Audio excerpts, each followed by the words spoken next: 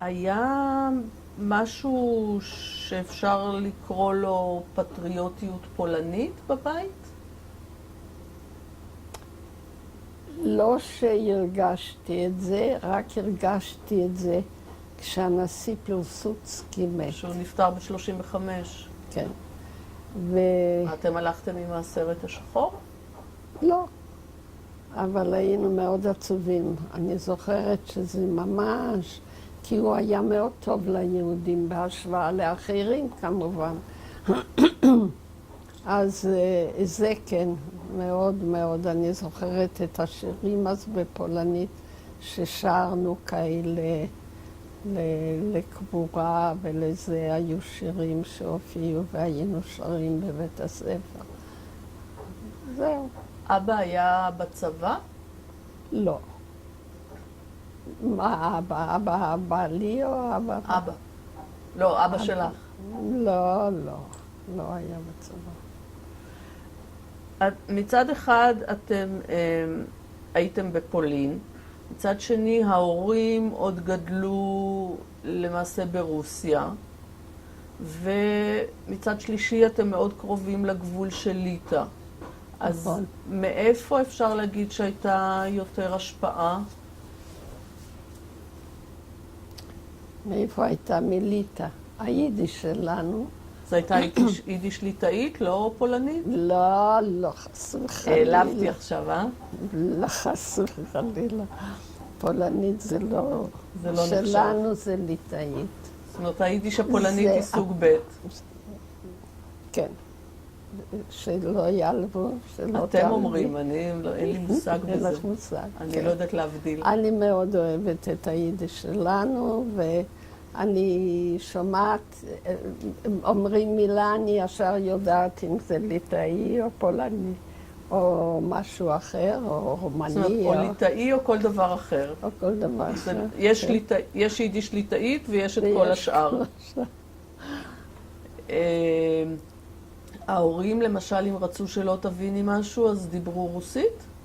אז בזמנו רוסית, אחר כך כבר זה לא עזר להם כמובן. אבל כשהייתי ילדה, אז הרוסית הייתה השפה הנוספת. כן, כן. גם אבא וגם אמא למעשה למדו בבית ספר ברוסית. כן. הם ידעו פולנית? הם ידעו, אמא יותר טוב, אבא פחות, אבל גם ידע בסדר. בסדר, אבא שלי משהו לא למד זה עברית. הוא ידע קצת, אבל ממש... אני מבינה שגם הפעילות הציונית זה היה יותר אימא. הכל אימא. אימא גם הייתה, אפשר להגיד, יותר דומיננטית בבית? לא, הכל החזק היה של אבא. אבל בדברים, מה ששייך ללימודים שלנו, מה ששייך ליום-יום, היות והוא פשוט לא היה, אבל הדעה שלו הייתה חשובה לכולם. כי הוא לא התערב הרבה, אבל כשהוא אמר משהו, אז זה כנראה היה משהו חשוב, חשוב לו ואולי חשוב גם לנו.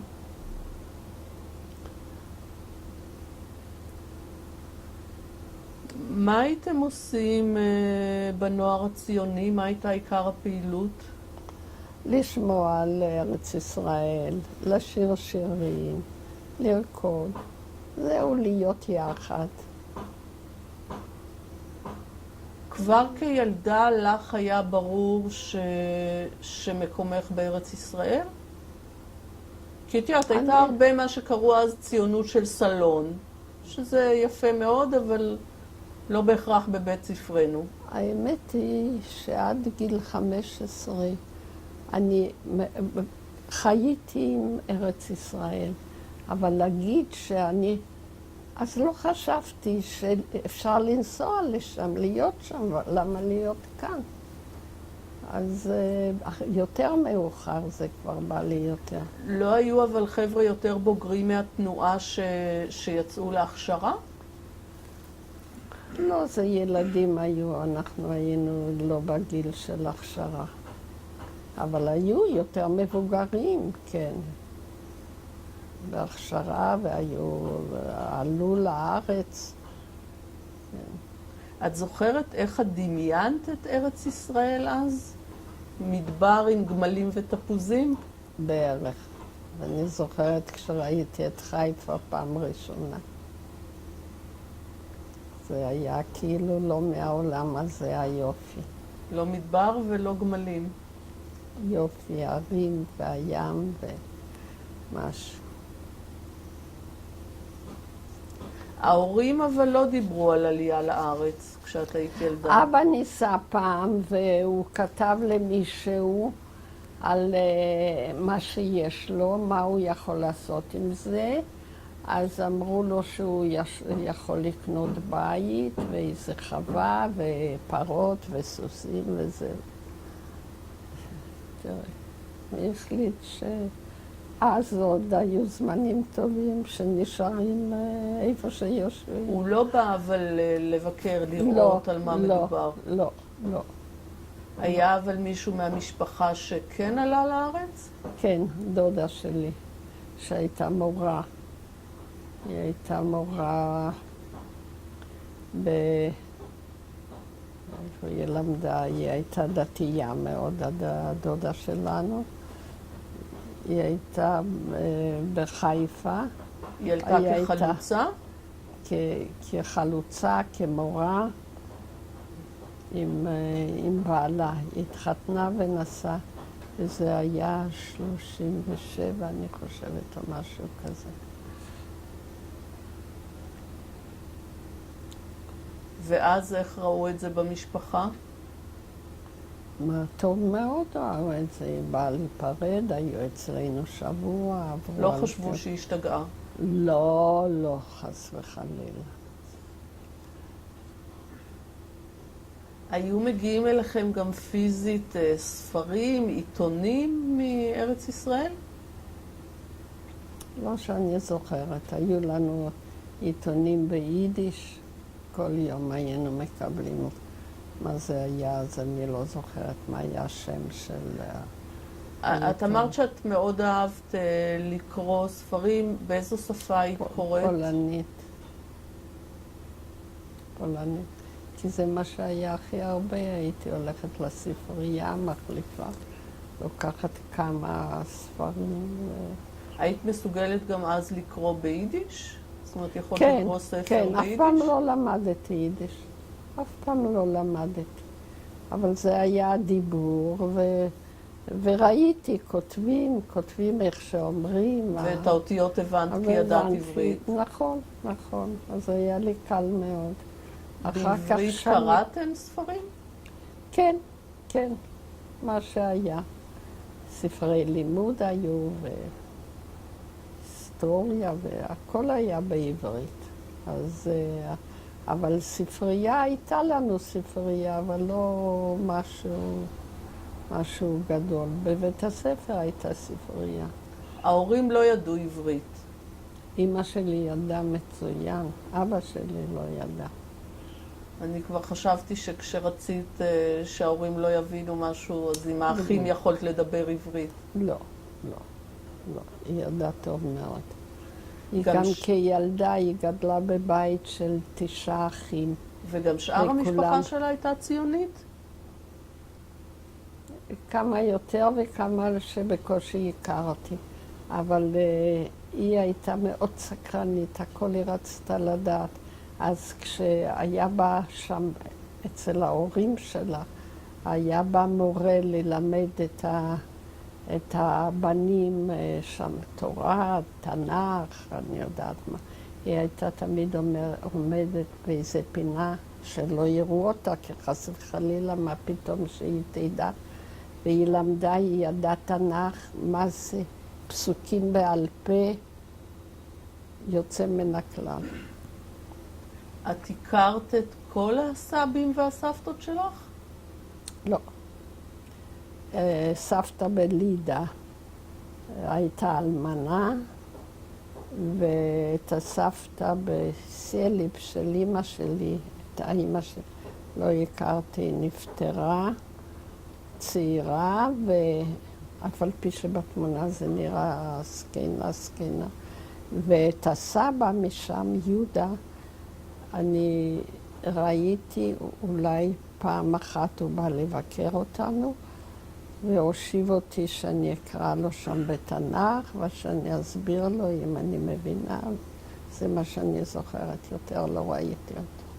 ועם המשפחה של אבא היה קשר, או היה בעיקר עם קשר של גם אמא? עם אלה, וגם עם הצד הזה וגם עם הצד הזה. האימא שלי, שהתחתנה עם אבא, אז אח של אמא התחתן עם אחות של אבא. זה היה כזה מין... אז היינו בקשר מאוד מאוד חם. והם גרו גם בלידה? לא, הם גרו באיביה. איביה הייתה עיירה. טוב. גם כשהתחילה המלחמה והתחילו להפציץ, ישר שלחו אותי לשם, כי שם עוד היה שקט. בסך הכל אני מתרשמת מילדות נעימה. מאוד, מאוד. וכשאת צריכה לצאת מהחממה הזאת של הקהילה היהודית ושהכל מסביב יהודי ולעבור לגימנסיה הפולנית, זה עבר לך בקלות או שזה היה טראומטי? לא טראומטי, זה... אני לא זוכרת שקיבלתי את זה לא טוב. התחלתי ללמוד והיו כמה בנות שהכרתי כבר, שנכנסו לאותו בית ספר, כמו זו שהייתה עושה איתי שיעורים. אז היינו ככה בינינו. היא התקבלה על בסיס ההצטיינות, בטח, לא הם על היו תשלום. אנשים מאוד עניים, מאוד עניים, שהייתה שמחה לעשות איתי את השיעורים בשביל המשכורת שאבא היה נותן לי. היא גם הייתה עושה בשבילך לפעמים? לא, אבל היה מעניין שכשבכיתה, למדנו באותה כיתה, כשהמורה היה שואל אותי משהו, היה לי מספיק להסתכל עליה בשביל לדעת ישר את התשובה. ולמדתי אז הרבה הרבה יותר טוב. הייתן ממש חברות? לא, לא כל כך. זאת אומרת, היינו חברות, אבל לא, כן, אבל לא חברות. הייתה לי אחרת, דבורצקי, הייתה אסתרקי, היו עוד אחד, חנה, הנה, שכחת אפילו את השם. את למשל אצל זאת שעזרה לך עם השיעורים, לא היית אצלה אף פעם בבית? כן הייתי, כן, כן. גרנו לא רחוק מהם, הם היו יתומים, היו לה איזה אחים יותר גדולים, וכן, כן הייתי אצל. הייתה גם קהילה מפותחת עם הרבה מוסדות וסיוע לעניים וכולי, זה מה שאמא עסקה בו? כן, כן, כן. היה הרבה מאוד, כי היו הרבה יהודים עניים. אמא גם הייתה שולחת אותך מדי פעם ביום שישי לתת כסף או איזשהו אוכל נזקקים? לא, אנחנו את הכסף היינו נותנים לקרן קיימת, הייתה קופסת קרן קיימת כל יום שישי. כולנו היינו מביאים כסף, מכניסים. מאיפה היה לך? אני לא זוכרת.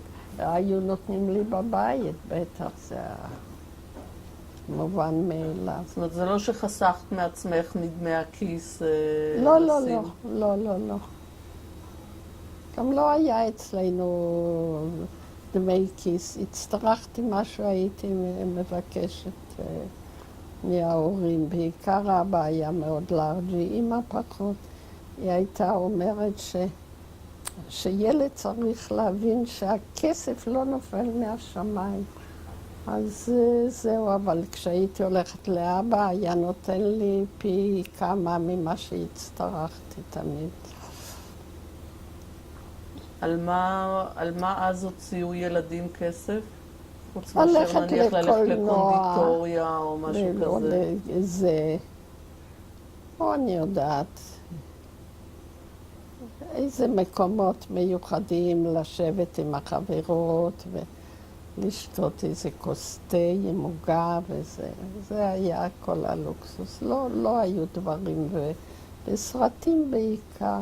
סרטים זה היה משהו, היו אנשים עומדים בחוץ, כי היה כזה דבר שהיו שומעים את הדיבור של הסרט בחוץ. אז אנשים היו עומדים ושומעים מה שמדברים. אפשר להגיד, את חושבת שהיית ילדה מפונקת? אני לא חושבת. לא חושבת. האחים שלי אולי חשוב. כי אני הקטנה ובת הופיעה, אז שמחו מאוד בבית, אני מתארת לעצמי. אבל אני לא חושבת. ובהמשך בכלל לא, כי הייתי צריכה כבר לקחת על עצמי הרבה אחריות ודברים לא קלים.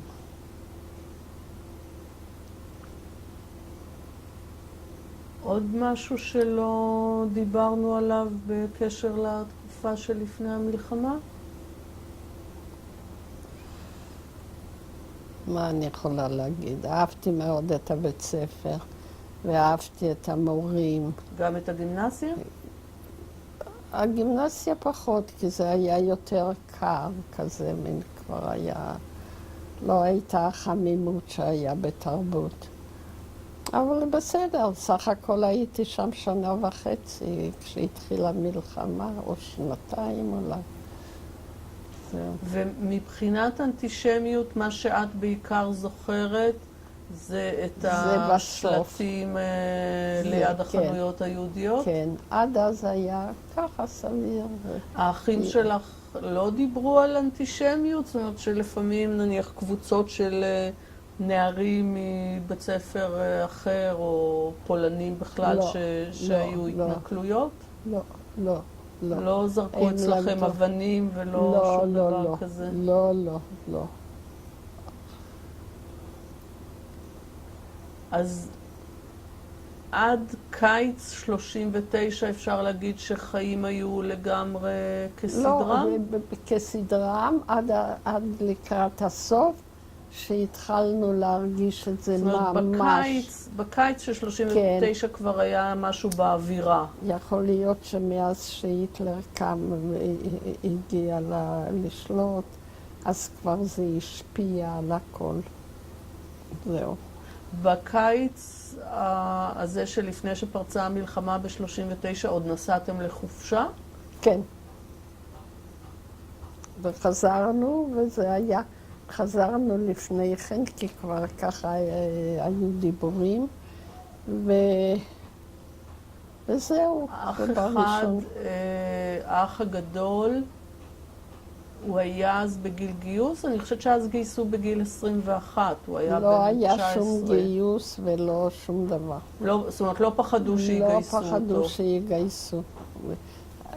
ככה היום אני חושבת, אני לא יודעת יותר. הוא היה בסך הכל 18 וחצי או 19. לא. נדמה לי שאז גייסו בגיל 21, שלכן לא היה חשש מזה. נכון, לא היה, לא. ממש אני לא זוכרת בכלל שדיברו בבית על זה. אז מה את זוכרת מפרוץ המלחמה ב-1 בספטמבר 39? אחרי 2 הפציצו את העיר שלנו. וזה היו הפצצות. את כל העיר או בעיקר תחנת הרכבת? בעיקר כמה מקומות שאני לא זוכרת איפה שזה היה. אבל פחד תקף אותנו, ואימא שלי ישר שלחה אותי לסלב לשבוע, ואז חזרתי כי לא רציתי להיות שם, רציתי להיות עם המשפחה שלי. ואז הרי החליטו לחלק את פולין, לעשות מזה חצי הגרמנים וחצי הרוסים, שזה יתחלק לבלרוסיה כל החלק המזרחי של פולין עבר לסובייטים. אז האמת היא שהרבה יהודים נורא שמחו שבאו הסובייטים. עוד לפני כן, אבל מה שאת זוכרת מהימים הראשונים זה רק את ההפצצות? רק את ההפצצות, כי הם לא באו אלינו, הם לא נכנסו לליטא. אבל מעבר לזה לא היה שום דבר של המקומיים, של האוכלוסייה המקומית. אצלנו אני לא זוכרת שהיה משהו כמו שהיה בליטא ובמקומות אחרים. אז אליכם נכנסים היום עוד הסובייטים, כן. ואז יש לכם מיד שתי בעיות. א', לאבא יש מפעל, הוא בורגני. בעיה גדולה מאוד. וב', אתם משפחה ציונית ידועה. נכון. זאת אומרת, זה לא היה איזה משהו בהחלט. קטן מהצד, זה היה משהו מרכזי. ידוע. לכל אלה היהודים שהיו בשמאל והיו קומוניסטים, היה ידוע, המשפחה שלה הכירו. אז מלכתחילה ברור שיש בעיה.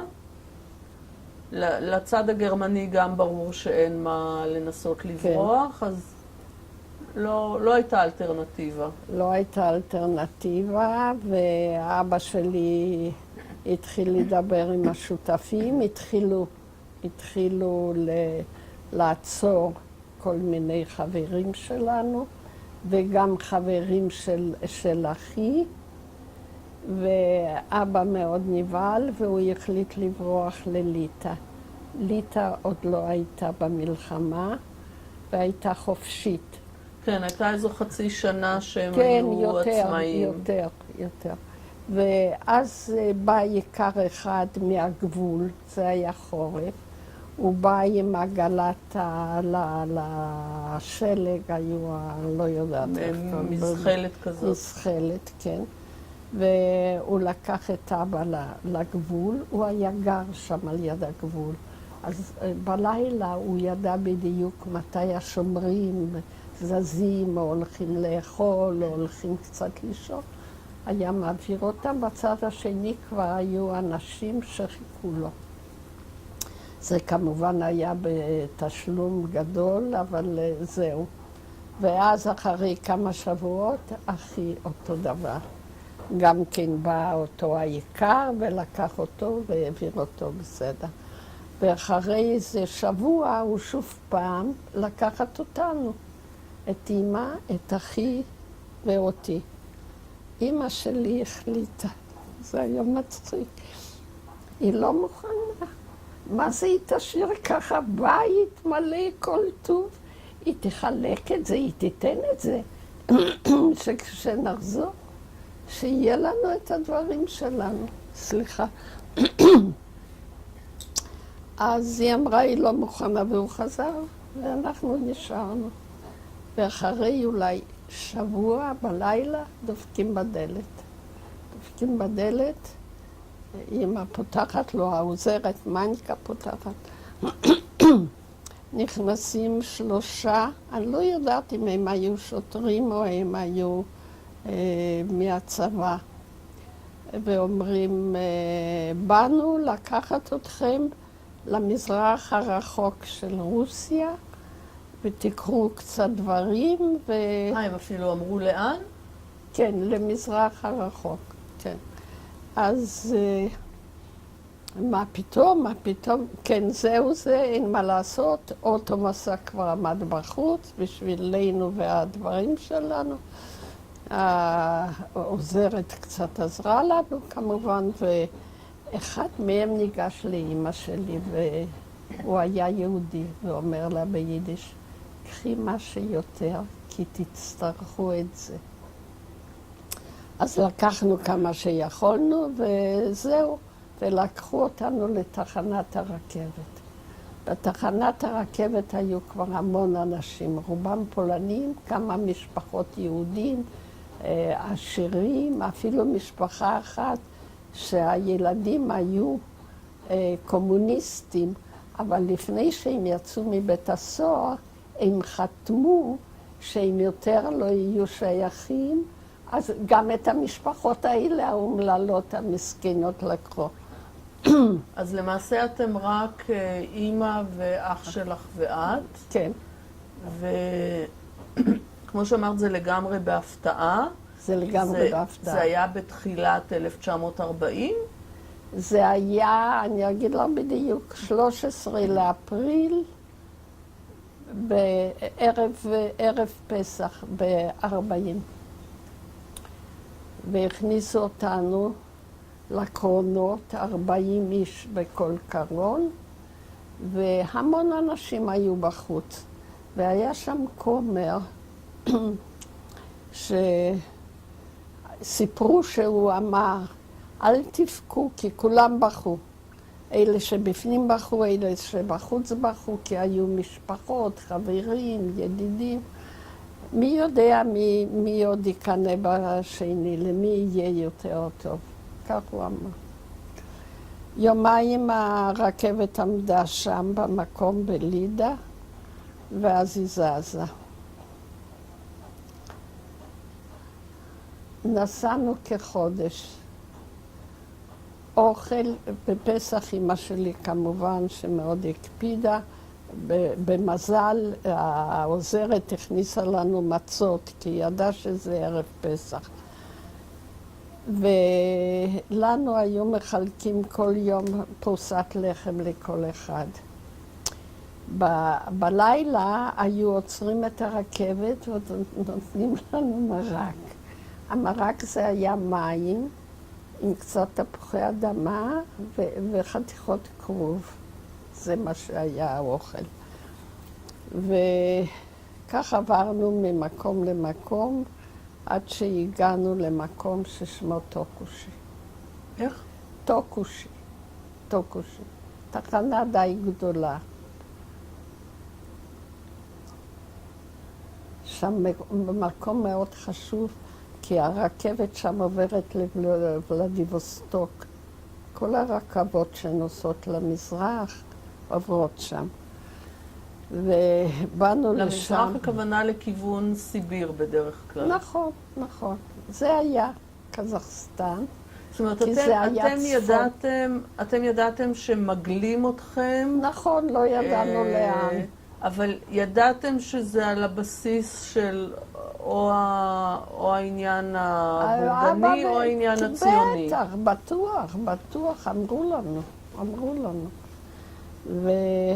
ואז הורידו אותנו מהרכבות עם הבגדים שלנו. את המשפחה שמים ככה בכל מיני מקום אחד על יד השני, ואז אומרים שמעבירים אותנו לקולחוז. היו שם הרבה מכוניות, וכל כמה משפחות לקחו למקום אחר. אותנו לקחו למקום דווקא לא רחוק מטוקושי, ששם היו הכל קזחים. כי בטוקושי היה הרבה רוסים, לא ראו את הקזחים הטיפוסיים.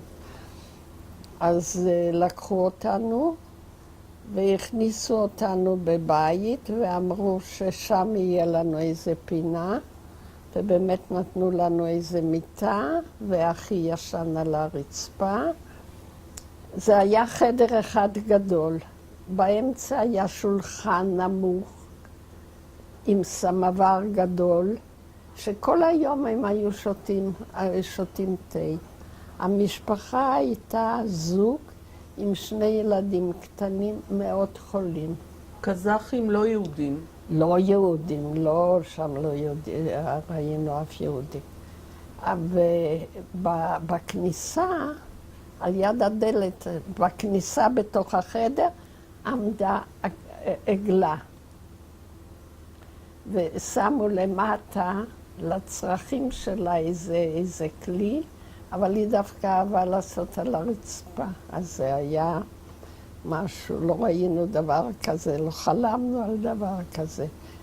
האמת היא שהיא אמרה שהיא מחזיקה אותה בפנים כיכר בחוץ. ועגלה זה שווה הרבה כסף. זהו אחרי כמה זמן שנורא סבלנו שם. אז שמענו שבטוקושי מחפשים תופרת. רגע, קודם כל מבחינת שפה משותפת רוסית, הם ידעו רוסית, הקזחים. חלש מאוד, חלש. חלש מאוד, אבל גם עם הידיים דיברנו. בסדר, ככה הם היו נחמדים, רק המקום היה זוועתי. אמא לא שילמה להם עבור המגורים. אני לא זוכרת, אולי היא נתנה להם משהו מהבגדים, כי חיינו על הבגדים האלה.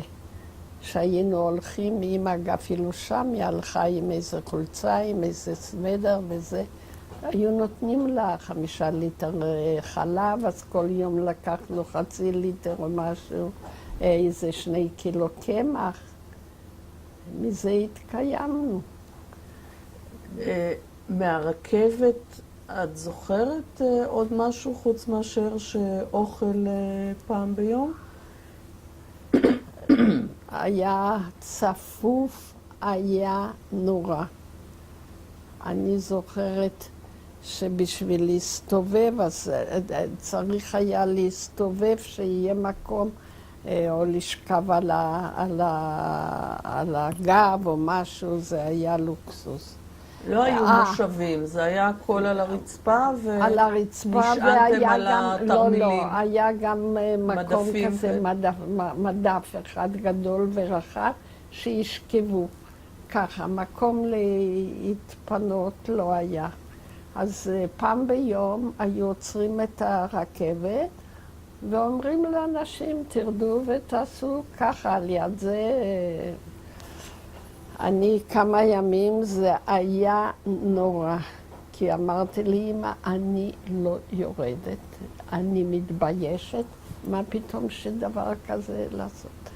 אבל כמובן שעם הזמן לא הולך, אז זה מה שאני זוכרת שהיה נורא.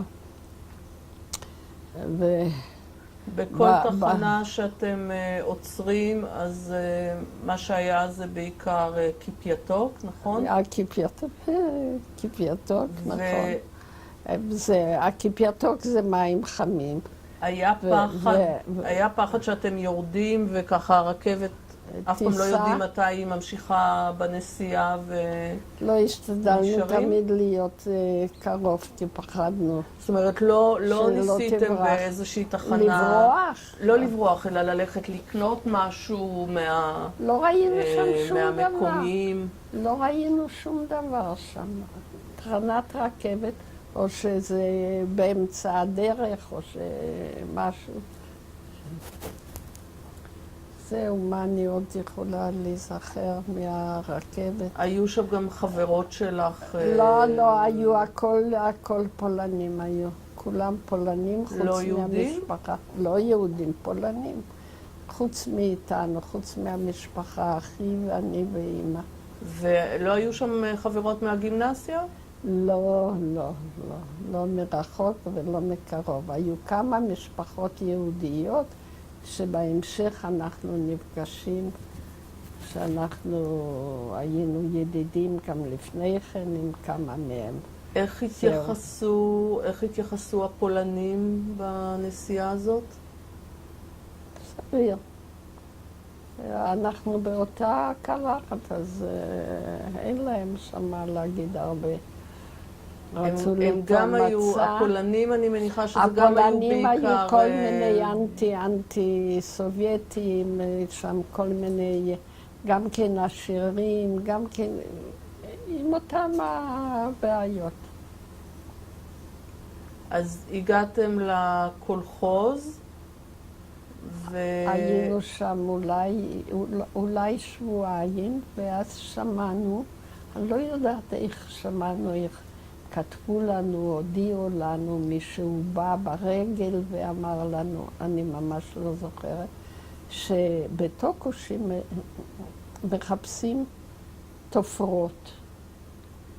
אמא שלי באה לרעיון, היא תכתוב להם שהיא תופרת.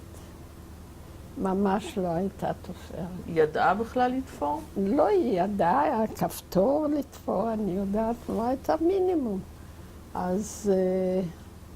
אז קיבלנו רישיון לעזוב את המקום ולבוא לטוקושי. היינו מאושרים, טוקושי רואים בתים, יש איזה חנות, יש איזה אנשים אצל מי לקנות קצת אוכל.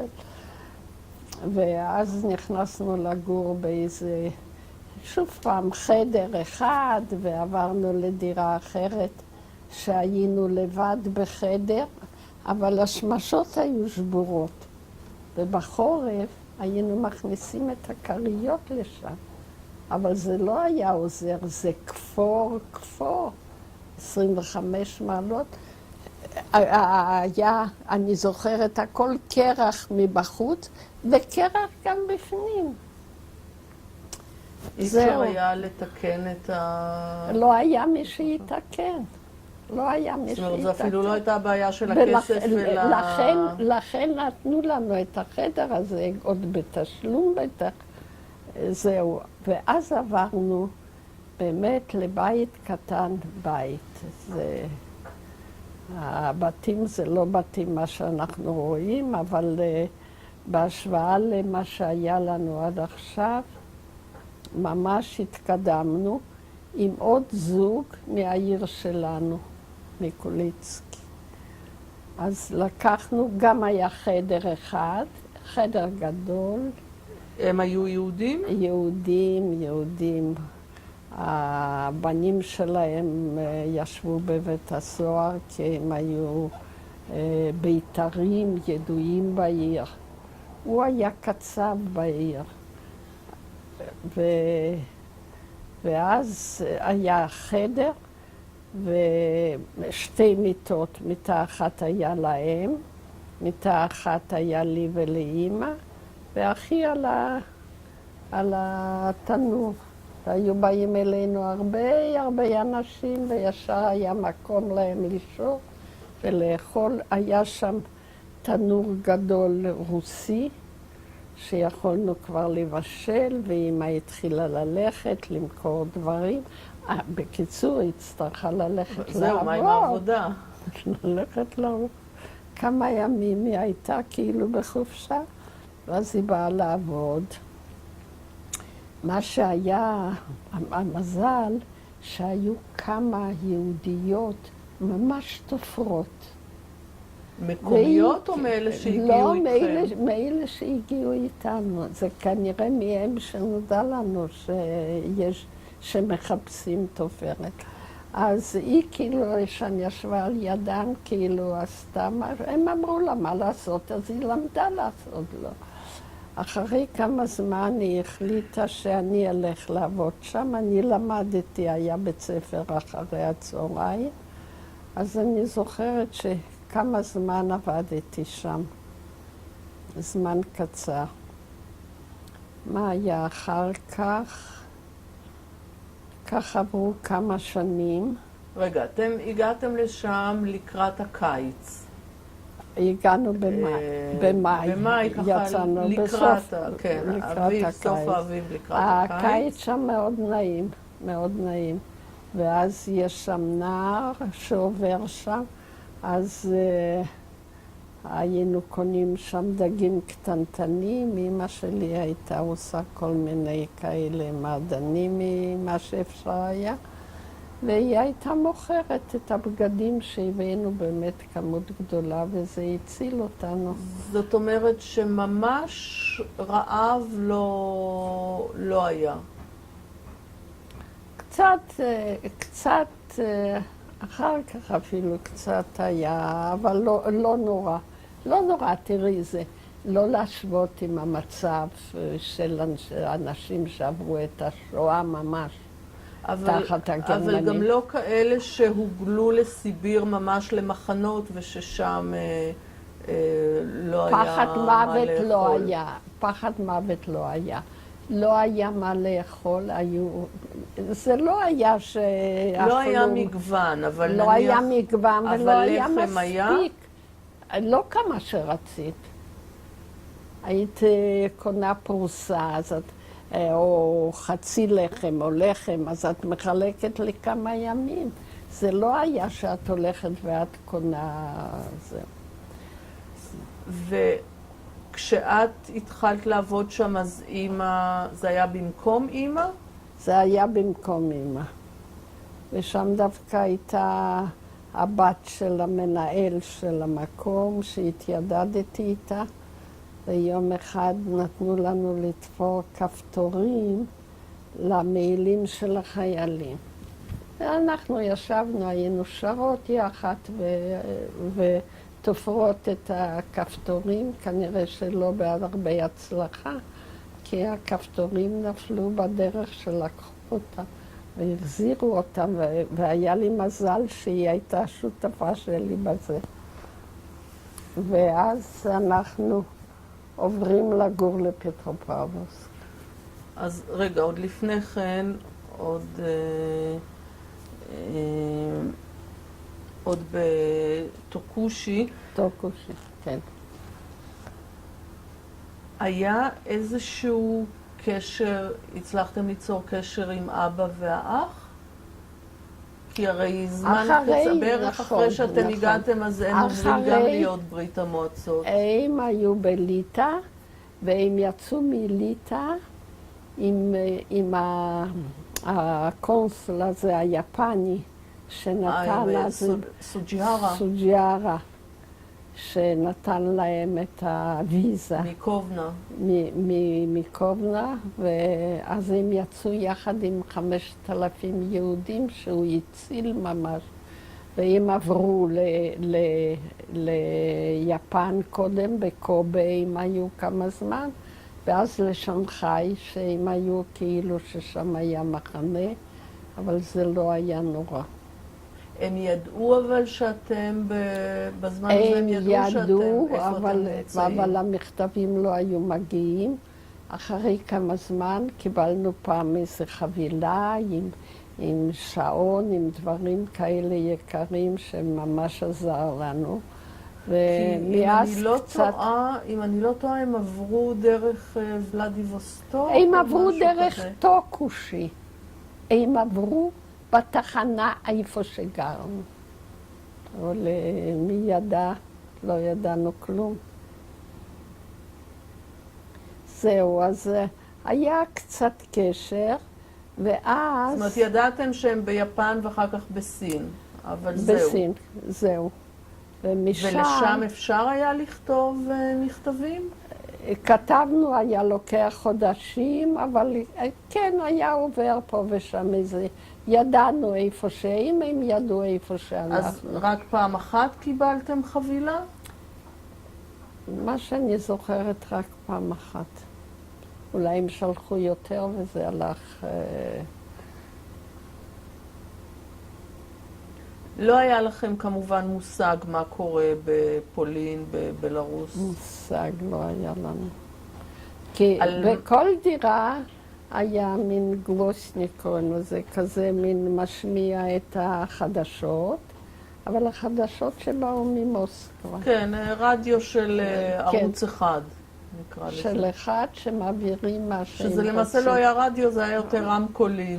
רמקול, ממש רמקול, זה מה שהיה לנו. אתם ידעתם אבל על מה שקורה ברוסיה למשל, סטלינגרד, לנינגרד, על הדברים האלה כן דיווחו? ידענו קצת, כן, את האמת או רק כמה... אני כבר לא זוכרת מה... כולם גיבורים שם? דיבורים על ההצלחות שלהם, אבל לא ידענו מה קרה עם היהודים, את השואה לא ידענו ממש, רק אחרי שנגמרה המלחמה וקיבלנו מכתב ראשון, היינו בהלם, הלם. את אמרת שלמדת בבית ספר אחר הצהריים בצורה מסודרת זה היה? לא כל כך מסודרת, גם עשיתי קורס להנהלת חשבונות. צריכה ללמוד גם רוסית קודם. למדתי מהר. גם הכתיבה, הרי הכל שונה. גם הכתיבה והכל שונה. זה בא לי מהר, בא לי מהר. במה אח שלך עבד? אז זה שהיה איתנו, הוא היה סבל. אחר כך שלחו אותו למקום כעבודה, איך קראו לזה? עבודה קשה מאוד, מתחת לאדמה. במכרה? במכרה, כן. ואני פעם אחת נסעתי לבקר אותו שם, והיה מצב קשה. וזהו, אי אפשר היה לעזור לו שום דבר. והוא כבר משם חזר כבר לפולין.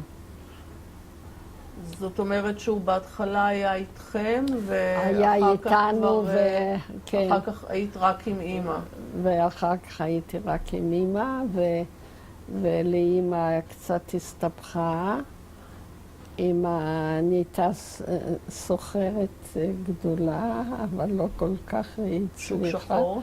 שוק שחור, והיא מכרה, הייתה חליפה של אבא, אז היא הלכה למנהל הראשי, והיא מכרה לו, והוא נתן לה איזה 20 קילו קמח, שזה היה אוצר.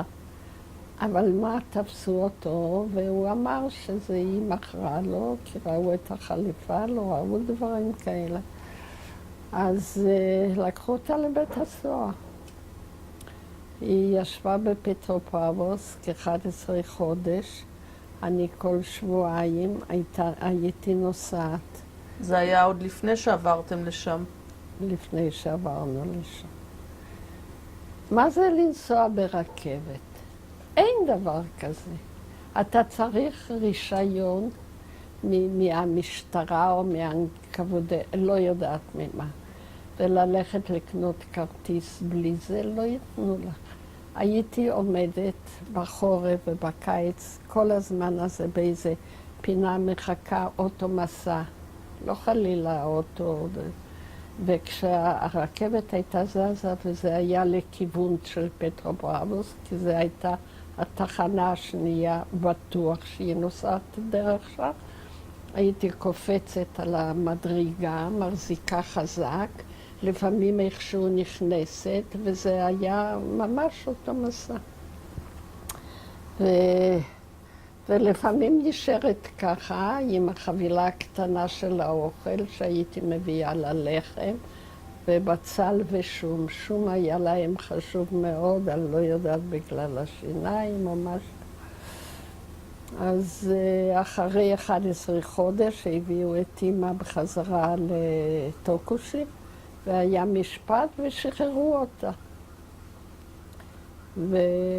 11 חודש זה לפני המשפט?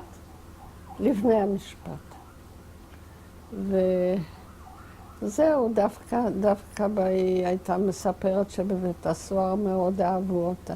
היא הייתה אישה שמנה כזו, עליזה, עם שמחת חיים, אז כל הרוסיות מאוד אהבו אותה. והיא ירדה אולי 30 קילו שם. זהו. חזרה הביתה, ואז החלטנו לעבור לפטרופאבורסק. רגע, אבל קודם, עוד כשהייתם בטוקושי,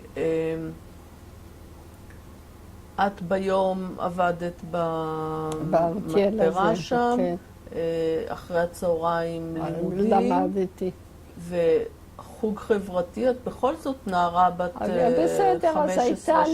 הייתה לי אחת רוסייה שהייתי מאוד בידידות. שם לא היו הרבה כאלה חברות שיהיה לפי שמבינות שזה לפי הטעם שלי, אני לא יודעת.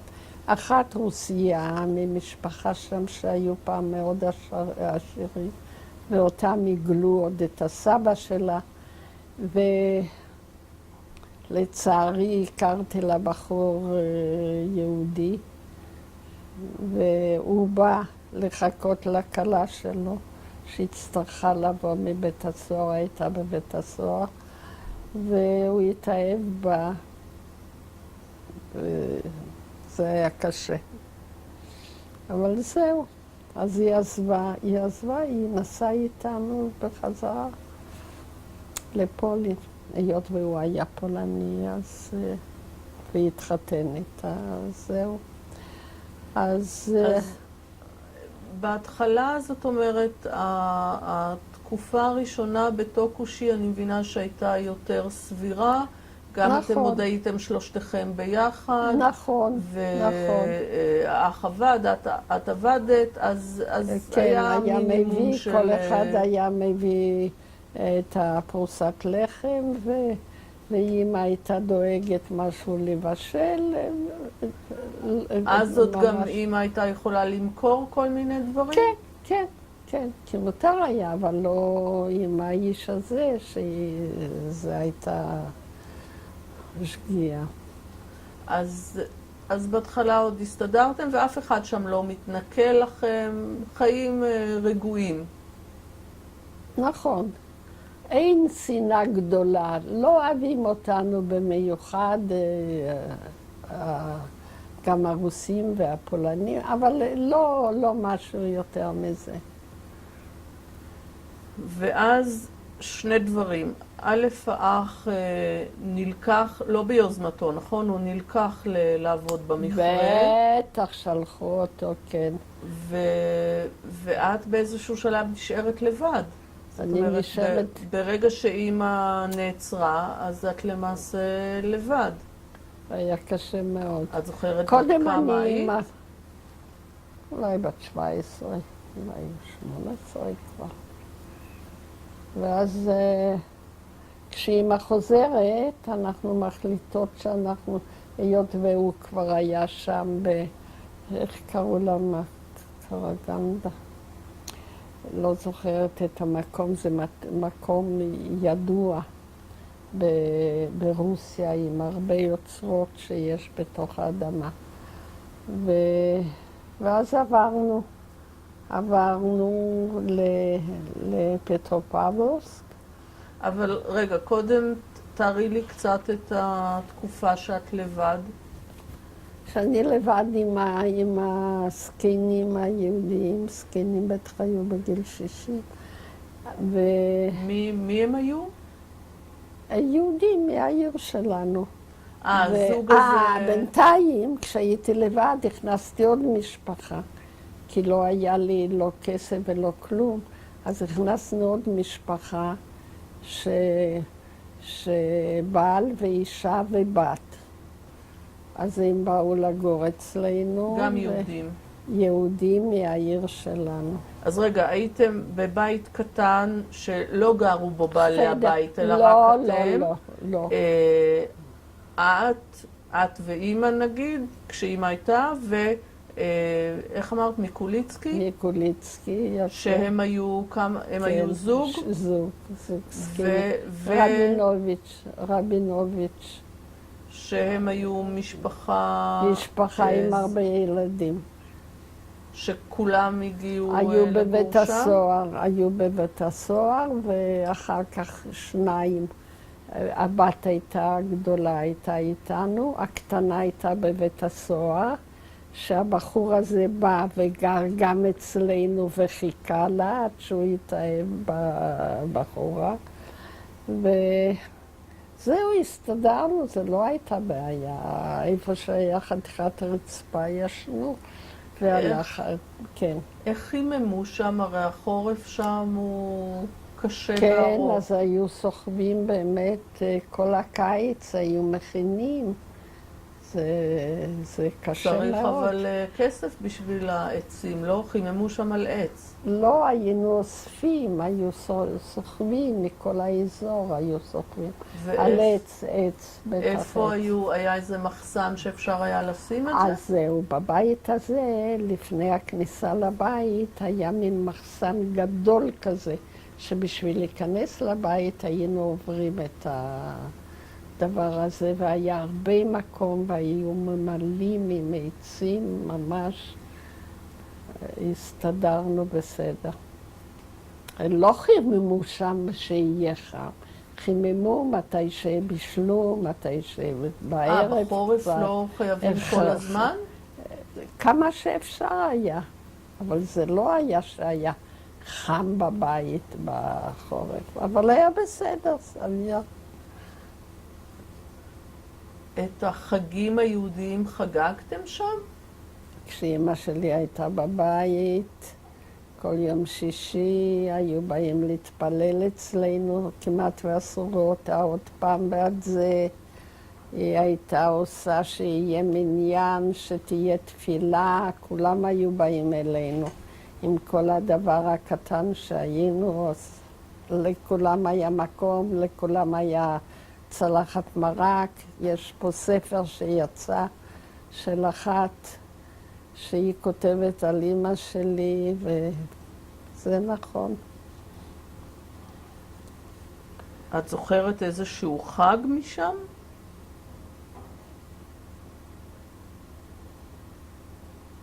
לא משהו, אני רק יודעת, יום בכיפור אנחנו צמנו,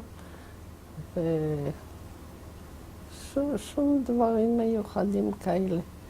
בפסח, רגע, איך היו לנו מצות? היינו מקבלים קצת מצות, כבר לא זוכרת. לא זוכרת. אבל שמרנו, זה... ולא היה קשר עם הקהילה היהודית המקומית? לא היו שם יהודים. אף בכלל? יהודי לא, אף אחד לא. בכל הטוקושי. גם בפטרופאולוס, כשעברנו, שזו עיר, היום היא 2 מיליון תושבים, אז היא הייתה אולי 200,000 או 300,000. לא זוכרת שהיו יהודים.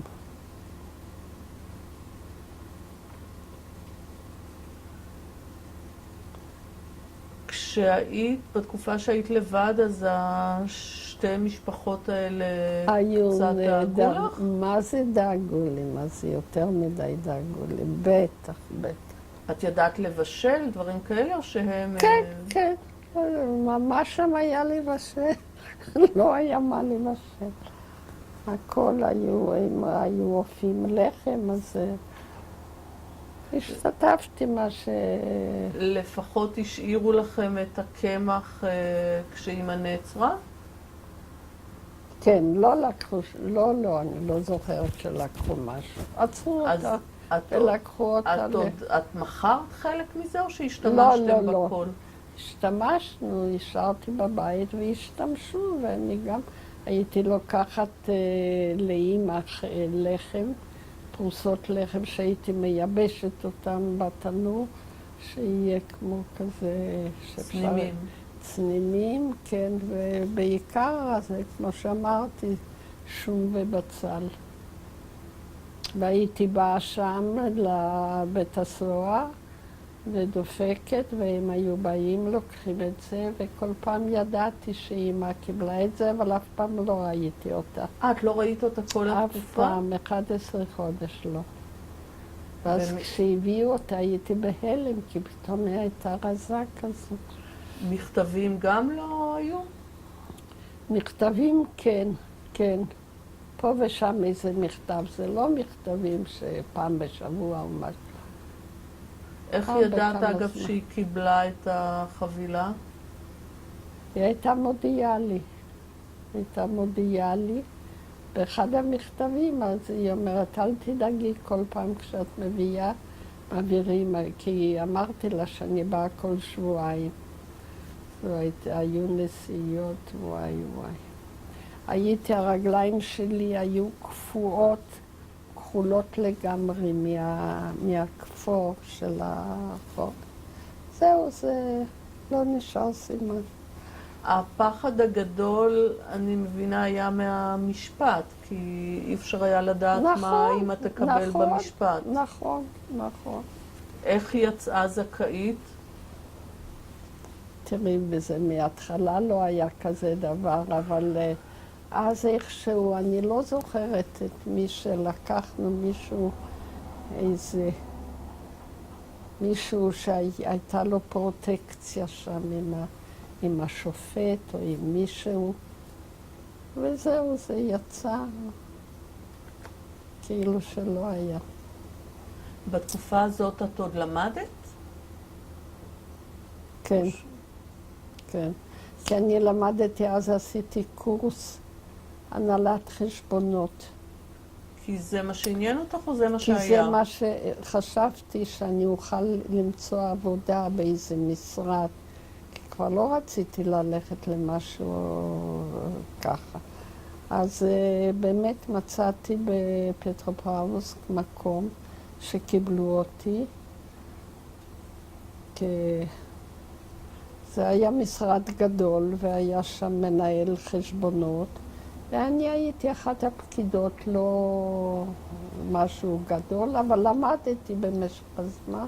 באיזה תנאים אתם גרתם שם בפטרופבלובסק? לא נורא, כבר היינו בחדר. רק את ואימא? הייתה יהודייה, כן, האיש, אני ואימא. אצל בעלת בית יהודייה? כן, כן, כן.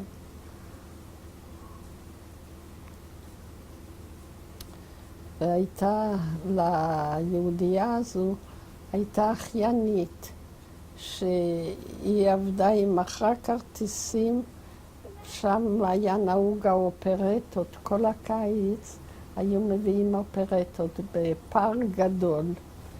והיות והיא עבדה שם מכרה כרטיסים, אז כל פעם הייתי הולכת איתה ונכנסת, כמובן בלי כרטיס, ומאוד אהבתי את האופרטות. איך היה שם החורף מבחינת המוכנות שלכם? זאת אומרת, זה היה, אמרת שאצלכם בבית גם היה לפעמים מינוס 20, מינוס 25, אבל נכון. שם זה היה דומה למה שאת הכרת, או שעוד הרבה יותר גרוע? החורף שם? יותר גרוע מאשר בפולין, איפה שגרתי. והיה לך לבוש מתאים? היו להם הרי נעליים מיוחדות? זה קנינו ולינקי כאלה. ומין כן, בגדים כאלה ממולאים בצמר גפן או משהו? לא, היו לנו מעילים מהבית ושמים עוד סוודר ועוד סוודר, לא. יש הבדל אגב בין מינוס 20 למינוס 30? כי לי זה נראה אותו דבר. כן, כן. גם 20 זה רע מאוד, אבל 30 זה ממש, אתה יוצא החוצה ואתה כולך לבן. שורף את כל זה ממש מסוכן. אם ככה מכסים, אבל גם העיניים זה בקושי רואים. אבל אנשים חיים, מתרגלים. והיות שרוב הזמן אתם גרתם בעיר, אז שם עוד איכשהו אפשר היה להתנהל. כן, כן. אמא שלי הייתה לוקחת בגדים והולכת, היה מין שוק כזה, איפה שכולם מוכרים דברים. וזהו, היא כבר הסתדרה לא רע. ואני הלכתי לעבוד, כל יום קיבלתי חתיכת לחם, אבל הלחם, עד שהייתי מגיעה הביתה, הייתי גומרת. הייתי אומרת, לא, אני לא אוכל, אני אביא את זה הביתה. אבל הייתי כל כך רעיבה, הייתי מתחילה אחרי. זה היה לחם כמו לבנה, חם מהתנור, היו נותנים לנו כאלה חתיכות. זהו.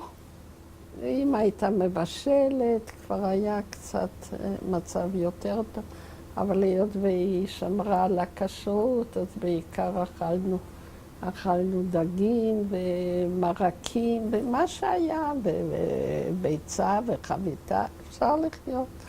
זה כבר היה מצב הרבה יותר טוב. והיו, אני מבינה שבפטרופבלובסק היו גם עוד משפחות יהודיות, כן, זאת אומרת, כן. כבר היה סוג של כן, קהילה. כן, כן, כן. אלה שבאו איתנו באותה רכבת. שם הייתם כמה לדעתך? שנה או יותר? אני חושבת קרוב לשנתיים, כי משם כבר חזרנו לפולין. ועוד לפני, כשהודיעו לנו שאנחנו חוזרים לפולין, המלחמה נגמרה, הלכתי שם למשרד של הפולנים, לעבור על הרשימה, אם אנחנו מופיעים. אני רואה, אנחנו לא מופיעים. למה? הם לא יודעים ולא נוכל לחזור. אני הייתי בפאניקה, וואי. אמרתי לאמא, אני לא נשארת כאן. חשבתי מה אני עושה, ואז נזכרתי הייתה לי לא חברה, אחת שהכרתי שהיא עובדת בעין כבודה בטוקושי. נסעתי אליה, לקחתי את כל הבגדים הכי יפים שעוד נשארו לי מהבית, חולצות, סוודר. היו לנו דברים יפים שהם בחיים לא ראו דברים כאלה. אז הבאתי לה ואמרתי שהיא צריכה להציל אותם, כי אני פה, אני לא אחיה פה. אז, והיא עבדה במשרד. אמרתי, תשימי לי איזה מכתב שאנחנו הגענו עם הפולנים, תעשי שם איזה חותמת. ואני ישבתי וחיכיתי לה, והיא באה עם הפתק הזה, וואי, איזה ראש. לא יתואר. באתי שם למשרד הפולני וראיתי את זה, והיה בסדר, אבל זה עברתי נורא קשה. כי לא תיארתי לעצמי להישאר לחיות שם. וואי. אז עוד ב-45 יכולתם לחזור לפולין? 46 חזרנו. 6 שנים היינו שם. זהו, ואז חזרנו, כבר סיפור אחר. מה נשאר לך מהתקופה הקזחית, נקרא לזה? הקזחית, גם הרגשה טובה לזה שניצלנו על ידי זה. הרי לא היינו נשארים בחיים. אבל אז אתם לא ידעתם את זה, זאת אומרת, אז אנחנו לא ידענו. בטח חשבת כן, שאת הכי כן, מסכנה אוי, בעולם אנחנו חשבנו שנבוא ואיך נספר לכל המשפחה. ואיזה סיפורים יש לנו, שלא נשכח את זה, לא נשכח. ופתאום לא היה לי מי לספר. פתאום זה היה כלום. אתם חזרתם ללידה? לא, לא חזרנו ללידה. אבל ב-46 אתם כבר ידעתם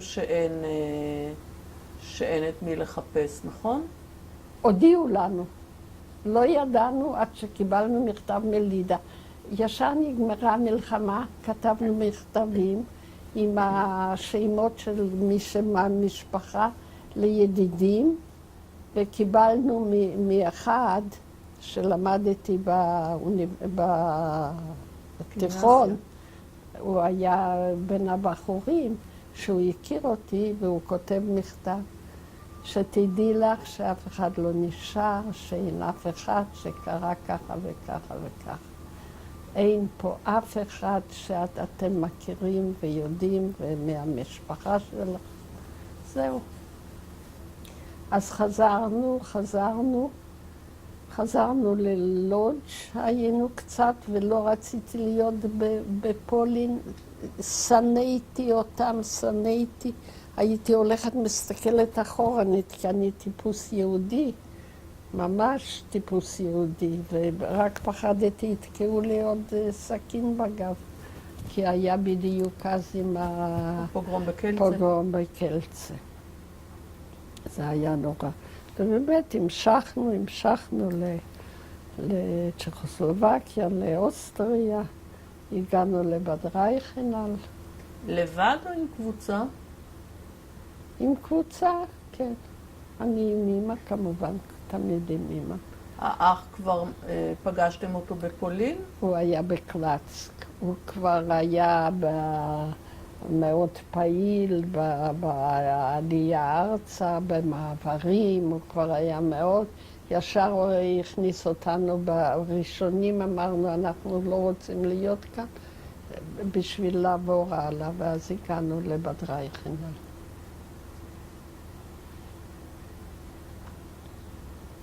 חוץ מאשר לדעת שלא נשארו מהמשפחה, אז למעשה איפה ששמעת את הסיפורים האמיתיים של מה שקרה ליהודים זה רק בגרמניה? ברייכנל? נכון, רק אחרי המלחמה. זאת אומרת, ידענו מהמכתב על לידה. אבל לא פרטים. אבל לא עד כדי כך, שהרסו הכל. 3 מיליון. זה לא משהו. כל עשירי היה יהודי בפולין. טוב, אני שונאת אותם גם היום.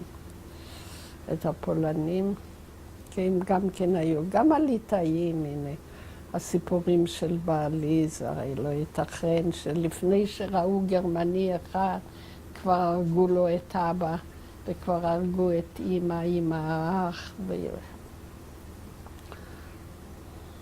אז בפולין הייתם זמן ממש קצר, ואז עברתם, בעזרת האח עברתם את הגבולות לצ'כיה. הוא עבד בבריכה, ובבד רייכנל פגשתי את בעלי, שהיה באמת בזלצבורג, ממונה שם על הבריכה. איפה אבא והאח הגדול היו בזמן הזה? בינתיים אבא שלי נסע לניו יורק, ומשם יש לנו משפחה במקסיקו, משפחה גדולה, שהגיעו לפני המון שנים ממינסק. והם שלחו לו ניירות להם, והם באו למקסיקו, ואחי חי כל השנים במקסיקו, ואבא שלי אחרי שנה שהוא שם הקים מפעל גדול, בא אלינו לישראל, ואמא שלי אמרה שהיא לא מוכנה לנסוע לשום מקום יותר, כי הוא רצה שהיא תיסע איתו, הביזנס הגדול וזה. היא אמרה, זהו, אין מזוודות, אני לא נוסעת לשום מקום יותר. והוא מסכן. בסוף נשאר. בארץ? בא לבעלי ואומר, טוב, תעשה אותי כבר לעולה חדש. אז באוסטריה, בזלצבורג, הכרת את בעלך לעתיד? רגע, זלצבורג זה היה אחרי בד רייכנהל? כן, בבד רייכנהל פגשתי את אבא ששמו של בעלי. ואז כשהכרנו, אז יצאנו שנה והתחתנו. והתחתנו והחלטנו כמובן לעלות ארצה. ואז היות והוא היה פעיל מאוד, אז קיבלנו ניירות, זאת אומרת, על משהו, ניירות לא שלנו, של אנשים אחרים, עם תמונות סידרו את שלנו, וככה הגענו עם טרנסילבניה, הגענו ארצה. עם אמא שלך? בטח. האח השני עוד היה בפולין או באוסטריה? היה עוד בפולין, ואז נפגשנו גם כן בעלי בד רייכנהל, ופגש בחורה מהעיר שלנו, והם התחתנו, והוא נסע לצרפת. ואחר כך באו ארץ. אז אתם מגיעים לארץ בזמן מלחמת השחרור?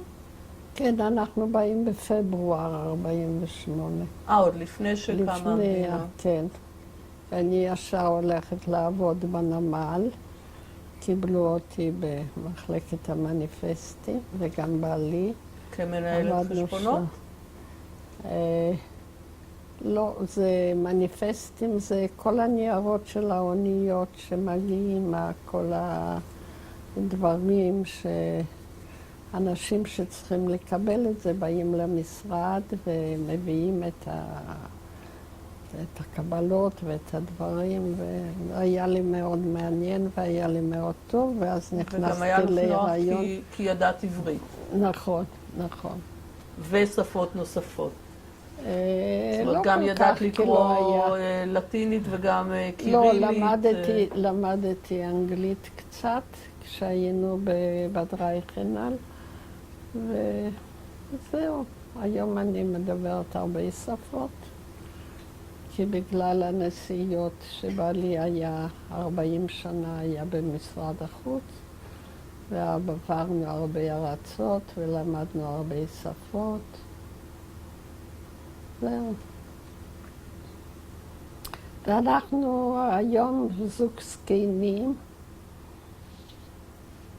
שמקווים שרק לא יהיה יותר גרוע, והעיקר שיהיה לנו שלום במדינה שלנו. איפה היית במסגרת משרד החוץ? היינו 4 שנים ברומא, 2 בפרו, 4 שנים בארגנטינה, שמאוד רציתי שיזכו הלילה, ו4 שנים בטורונטו, ו5 שנים בעלי היה שגריר ברומניה. סך הכל. וזה אחרי שאימא שלך אמרה לא רוצה יותר מזוודות, כן, אז אבל את זה הלכת משהו- להפך. זה לא היה ההפך, זה היה משהו מאוד אבל מכובד עם הרגשה. אבל זה הרבה מזוודות, זאת זה אומרת, הרבה מזוודות. זה כל פעם הרבה. כמה שנים לא פשוט. בחו"ל, ואז כמה שנים בארץ, ועוד והילדים פעם עם כמה שנים שפות בחו"ל. וזה, ולא רוצים. אבל עברנו את זה. עברנו את זה, וזה. זו תקופה שזכורה לך לטוב? בהחלט. השליחויות משרד בחו"ל? החוץ, בהחלט. זו הייתה גאווה להיות ישראלי. היום זה הרי פחד שיורידו את הכיפות ושלא ידברו עברית. זה הרי נורא. בזמננו, מה זה? היו שרים את התקווה, אני תמיד בכיתי. זה היה נורא. התביישתי, אבל... מתי אתם נסעתם פעם ראשונה? 1950, ואז במאי. אז כבר נסעת כבר עם ילד? כן, עם ילדה.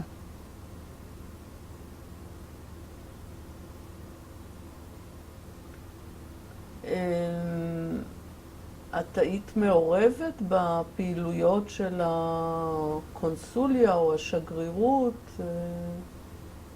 במידה, תראי, ללוות את הבעל תמיד, ולהזמין אנשים, לארח תמיד, ולהיות כמה שאפשר נחמדה, ולא עבדתי בשגרירות. לא עבדתי כפקידה או משהו אחר. הייתי עסוקה מאוד עם הבית, הילדים היו קטנים, בתי ספר, גם לנהל בית, כי זה בית עם עזרה ועם זה, גם אותם צריך לנהל. אז זהו, אבל היה מעניין וטוב שהיה. אז יש לך 3 ילדים וכמה נכדים? 9 נכדים, והיום יש לנו כבר 5 נינים. הכל יפה. ובארץ היו ההורים שלך והאח השני הצעיר יותר, והאח הגדול היה שנפטר צעיר בן 44, והגדול היה כל השנים במקסיקו, נפטר כבר לפני 15 שנה. יש לנו, הוא התחתן עם בת דודה שנייה. זאת אומרת, נשארנו שם במשפחה. אבל למעשה את לא היית איתו מגיל 10 שנים, מגיל כמעט 15. זאת אומרת, נכון, נכון. כי בהתחלה הוא היה עם אבא במקום אחר, ואחר כך הוא כבר היה במקסיקו, אז למעשה לא הייתם יחד. אבל הם היו באים כל שנה. כל שנה היו באים לבקר, וגם היו מזמינים את ההורים לבוא לשם, וזהו. זאת אומרת, בגיל 15 לא הייתם באותה יבשת. נכון, נכון. את אבא שלי לא הייתי 9 שנים, וגם אותו לא. 9 שנים?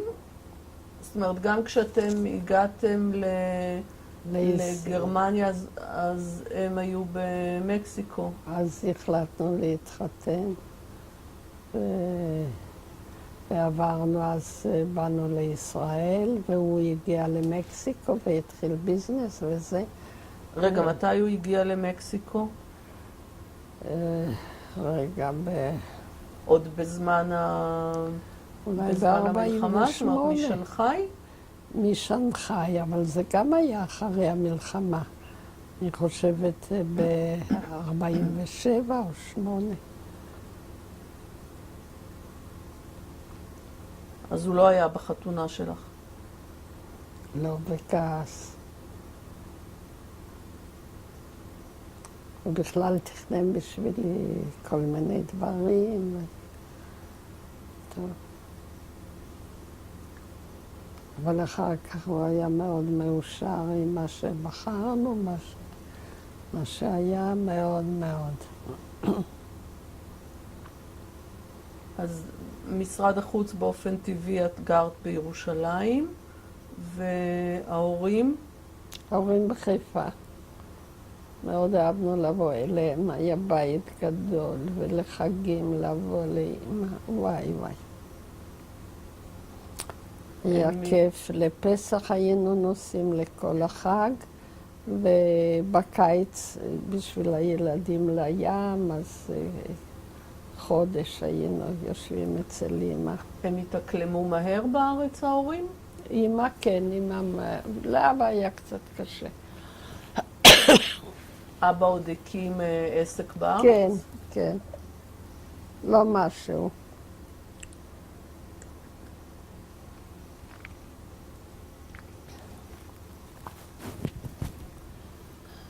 אמא עוד עבדה כאן? לא, לא, היא לא עבדה. אבא עבד הרבה. הם הגיעו, אפשר להגיד, בגיל לא צעיר לארץ. נכון. היום באים לה איזה צעיר מאוד. מה זה, אמא? אמא עוד לא הייתה בת 60.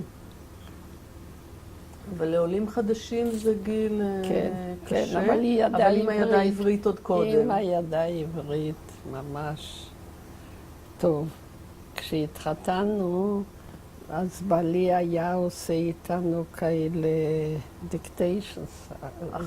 הכתבות. אז אצלי היו יותר שגיאות מאשר אצל אמא שלי. הוא היה שם מקריא לנו וכתבנו והיה עובר, ואצל אמא אין שגיאה, אצלי היו פה ושם.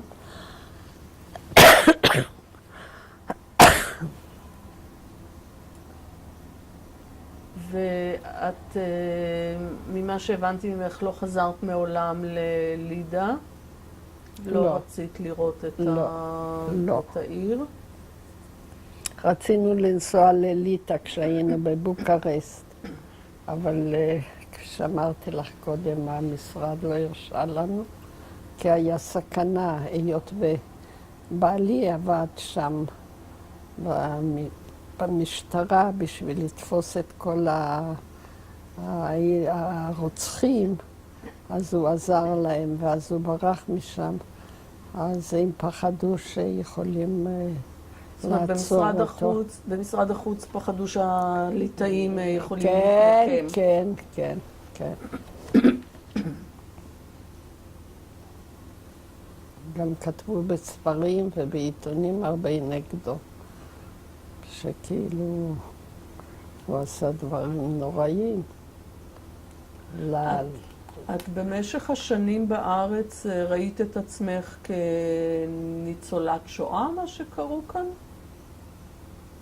כי היו כאלה מאלה שהוגלו או שברחו, שהם לא כל כך בהתחלה ראו עצמם ככאלה.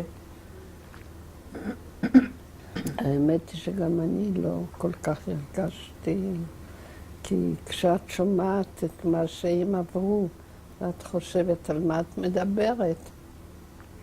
את לא פחדת, את לא היית מוזלמן, ואת לא פחדת כל רגע להישרף או להרג, כי היינו שקטים שלא יהרגו אותנו. כולנו אותו דבר.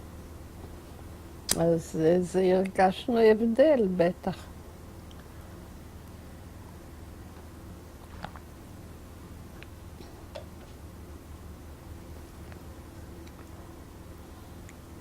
עם מה היית רוצה לסיים את הרעיון, ככה איזה משפט או מסר לסיום?